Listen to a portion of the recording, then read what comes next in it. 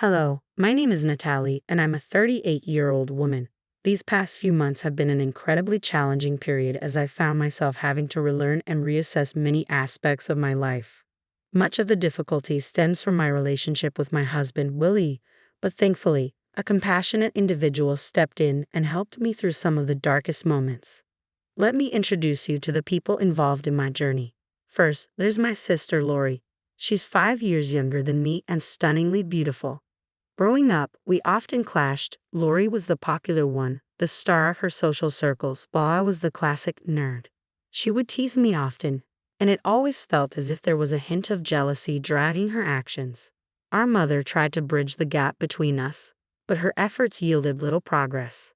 By the time I went off to college, Lori and I barely spoke. Yet, as we entered adulthood, we slowly reconnected. Although our relationship never grew particularly close, I came to accept the connection we had.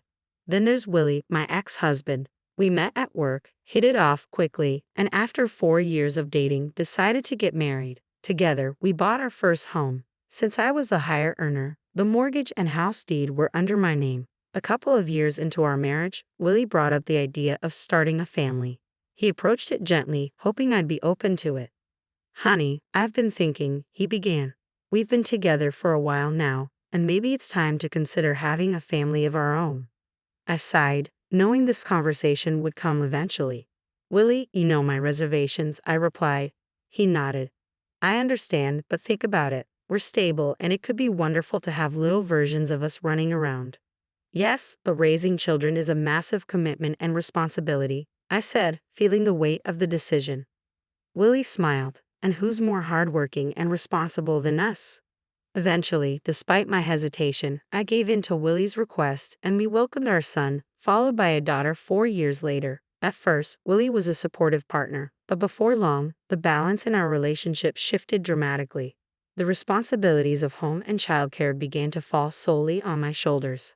After our son was born, Willie's career took off with a promotion, and he soon out-earned me. He suggested I leave my job to focus on our family.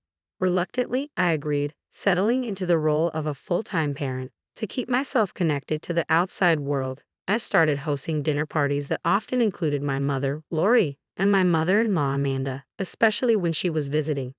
This new chapter brought some comforts. I cherished the extra time with my children and the regular visits from family.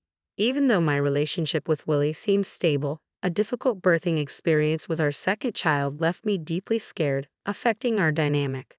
Just when I thought I had finally adjusted, I made a disturbing discovery that shattered my sense of stability. One day, while tidying up our bedroom, I found a pair of women's underwear that didn't belong to me.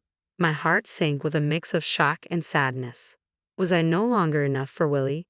The timing was especially painful. I was still recovering from our daughter's birth, barely a year past, and was seeing a therapist to work through my postpartum challenges.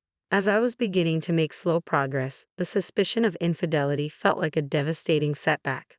Overcome with anger and betrayal, I needed answers. I snapped a photo of the underwear and sent it to Willie, asking for an explanation. Then, in a haze of desperation, I turned to his laptop, logging into his social media accounts and sifting through his messages. At first, there was nothing suspicious, no unfamiliar names or strange conversations, which only deepened my confusion and unease. As I dug deeper into his digital life, I braced myself for what I might uncover. I scoured through Willie's messages, digging into every conversation, hoping against hope that I wouldn't find anything incriminating. His chats were mostly with familiar contacts, and although my sister Lori's name kept popping up, it didn't alarm me at first. Why should it?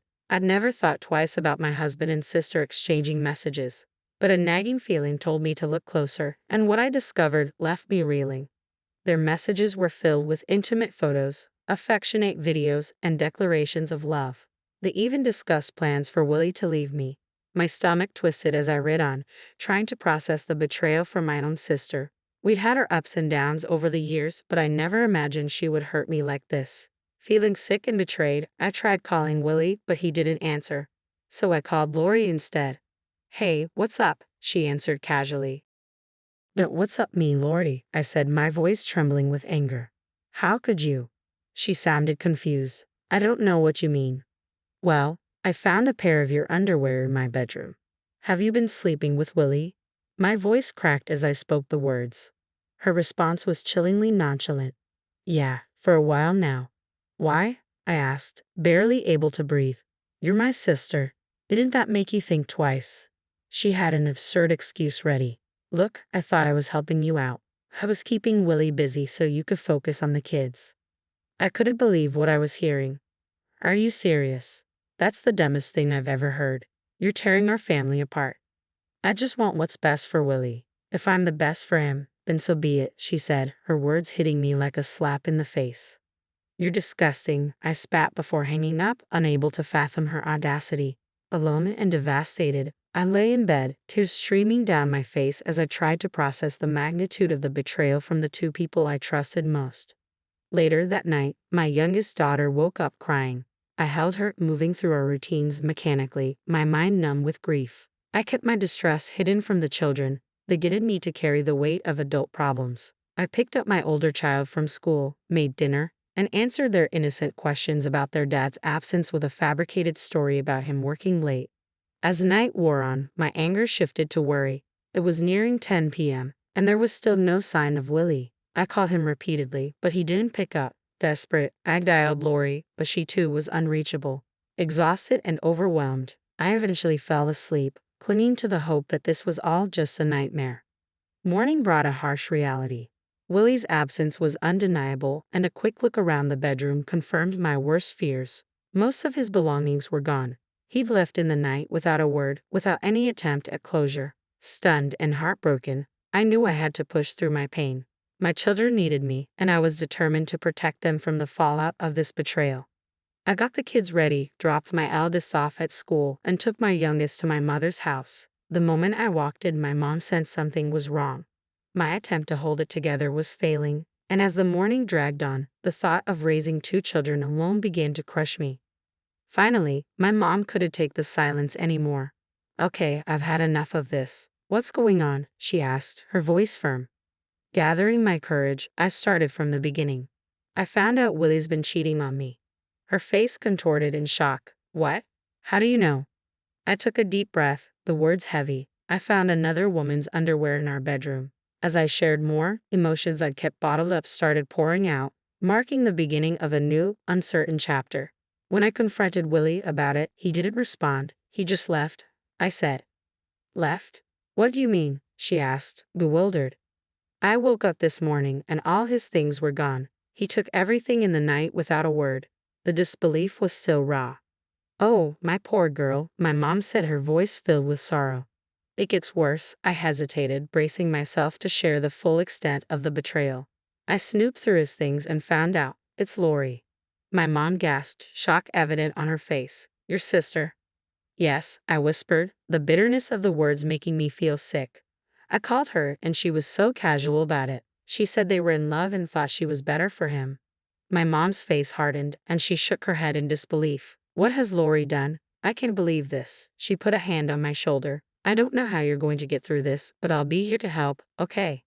I nodded, feeling a glimmer of relief in her support. Telling her wasn't as hard as I'd imagined, and the weight of the truth finally shared allowed me a moment of rest. I ended up falling asleep while she took care of my youngest.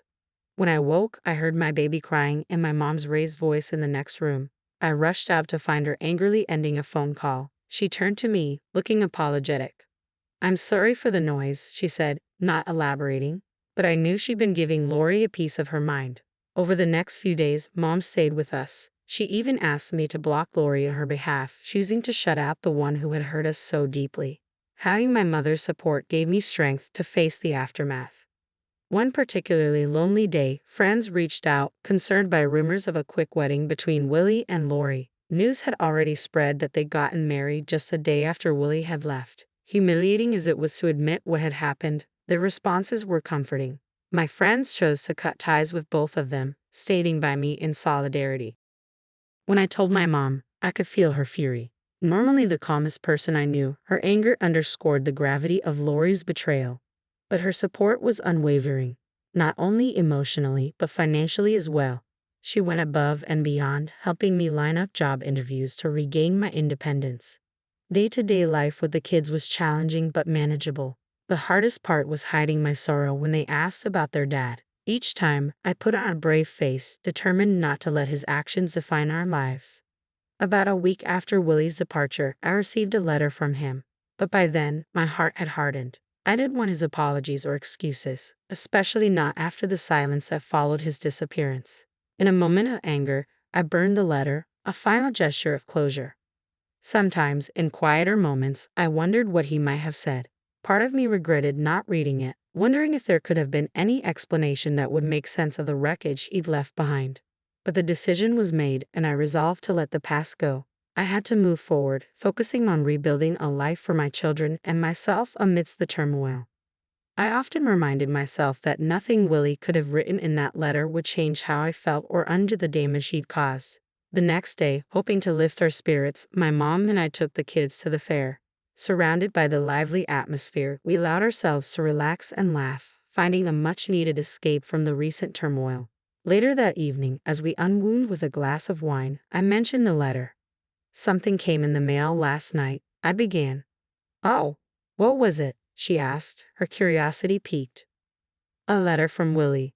"What did it say?" she asked, assuming I'd read it. "I don't know. I didn't open it," I admitted. "You didn't open it? Why not?" "I just didn't want to deal with anything he had to say, so I burned it," I replied, trying to sound casual. Her eyes widened. "Natalie, what if it was something important, like divorce papers?" "It didn't look official at all. I'm pretty sure it wasn't that," I reassured her. "Well, if you're certain, what do you think he wanted to say?" "Probably a weak apology or something about wanting his things back." "I wouldn't be surprised," I said, brushing off the nagging thoughts about the letter's contents. She paused, then shifted her gaze back to me. "How are you feeling about everything now?" "Today was a good day, but it's hard, especially when the kids keep asking about their dad. I don't even know what to tell them," I admitted, feeling the weight of the situation creep back in. "It's okay if it's still hard, as long as it's getting a bit better. And I want you to know, I'm here for you, always," she said. She hesitated, then added, "I'm planning to cut ties with your sister. Everything I have will go to you and the kids." "Oh, Mom, that means so much, but are you sure?" "Lori's still your daughter," I replied, realizing the magnitude of her decision. "She may be my daughter, but what she did was unforgivable. I raised both of you better than this, and she clearly didn't care," she said, her voice resolute. "She's no longer my daughter in my eyes." It was a harsh decision, and while I understood, I knew it couldn't have been easy for her. The thought of disowning my own child was unimaginable, and it only deepened my gratitude for my mom's unwavering support. 5 days later, a knock at the door broke the quiet routine we'd settled into. I wasn't expecting anyone, and with my mom at work, visitors were rare. Opening the door cautiously, I saw two men in black suits on my porch. "Can I help you?" I asked, peering out. "We're lawyers and we have something for you," one of them replied, handing me an envelope and then a check. My eyes widened as I glanced at it. A check made out to me for $920,000. "There must be some mistake," I stammered. "There's no mistake," they assured me. "Please read the note." Opening the envelope, I found a letter from Amanda, my mother-in-law. She'd come by 5 days earlier but found no one home. When she called Willie, he hinted that he was locked out because I had changed the locks. Sensing something was wrong, Amanda had pressed him until he admitted everything. Appalled by his behavior, she had made arrangements to write me and her grandchildren into her will. In her note, she thanked me for saving her from entrusting her estate to Willie, and she explained that she was terminally ill. She had passed away the day before, ensuring her last wish was fulfilled. Her assets went to me and the children.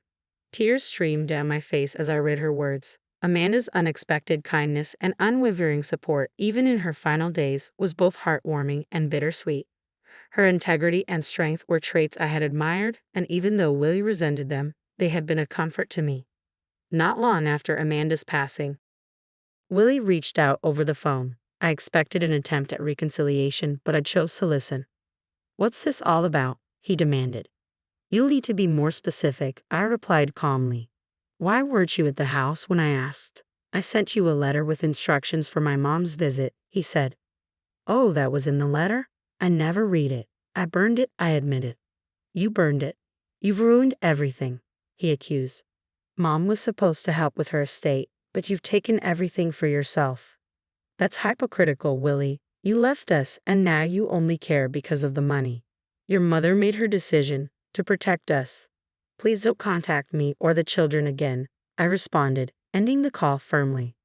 I moved swiftly to legalize our separation. The divorce was straightforward, and I was granted full custody of our children. Willie tried to challenge Amanda's will to claim a portion of the inheritance, but her documents were ironclad, leaving him unsuccessful. Willie and Lori continued to harass me, hoping I'd relent, but I stayed resolute in my decision. The inheritance allowed me to secure my children's future, fund their education, and make sound investments to ensure our stability.